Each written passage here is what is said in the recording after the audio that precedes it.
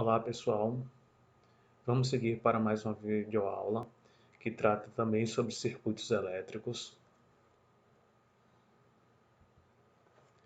Então, em um vídeo anterior, nós mostramos essa questão e resolvemos ela, reorganizando e fazendo qual era a força eletromotriz entre A e B, certo?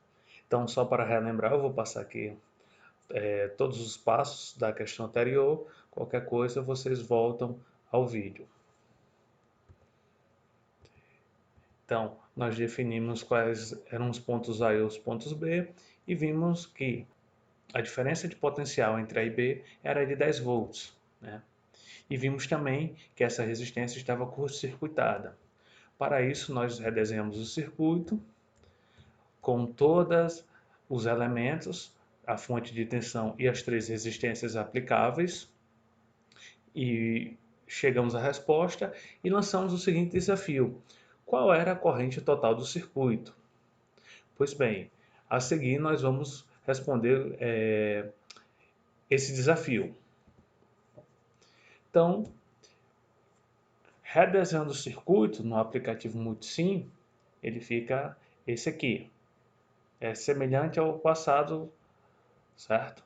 Então, fonte de 10 volts e três resistências em paralelo, cada uma de 20 ohms. Se eu quero saber a corrente total, é a corrente que é fornecida pela fonte. Ou eu tenho que colocar um medidor de corrente aqui na saída da fonte, ou um medidor de corrente quando ele retorna à fonte de 10 volts. Se eu quero saber qual a corrente, um determinado ponto do circuito, por exemplo, que passa em R1, eu tenho que colocar o medidor de corrente, chamado amperímetro, ou logo após R1, ou imediatamente acima de R1. Então, eu escolhi aqui colocar logo abaixo de R1, né? E a mesma coisa nós fizemos em todas as outras duas resistências, R2 e R3. O amperímetro está imediatamente abaixo de cada resistência. Pois vamos analisar agora. Então, primeira coisa que nós devemos observar é que as três resistências elas estão em paralelo e têm valores iguais. Se elas têm valores iguais e também estão submetidas à mesma tensão de 10 volts, porque só há essa fonte, né, que deixa todas elas em paralelo, então eu posso fazer o cálculo só para uma, porque como todos os valores são iguais, então as respostas de 1 e 2 e 3 também serão iguais. Então a primeira consideração é: como o circuito está em paralelo e as resistências são iguais, logo as correntes em 1 e 2 e 3 são iguais. Então, o próximo passo é fazer o cálculo para uma única resistência e multiplicar para as outras. Então, de acordo com a lei de Ohm, nós temos que tensão é igual a resistência vezes corrente, que a tensão entre A e B, como demonstrado, é de 10 volts.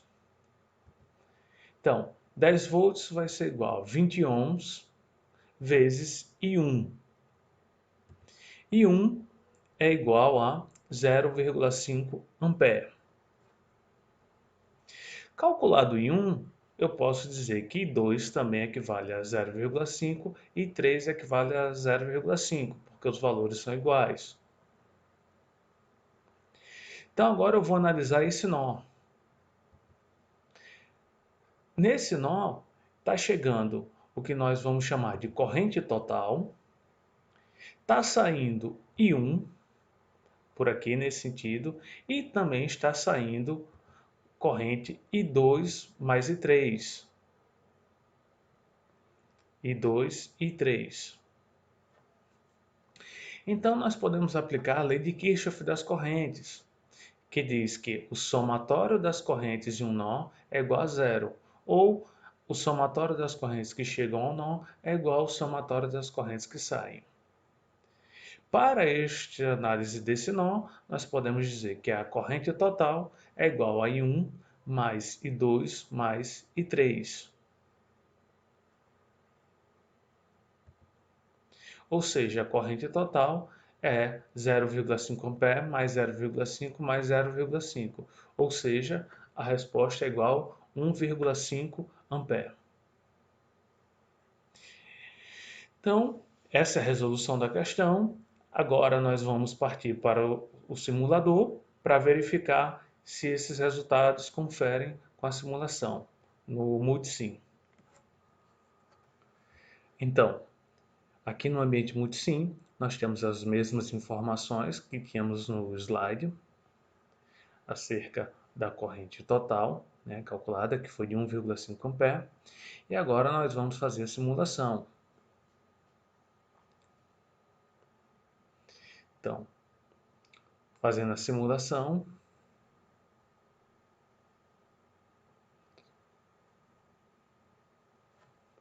temos aí o carregamento dele.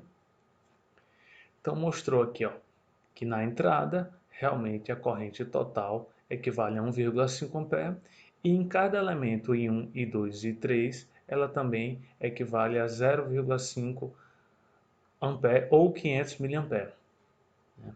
Aqui é a soma desses três correntes de 1, I2 e I3. Podemos aqui mostrar no gráfico corrente I1 1,5 A e as outras 500 mA.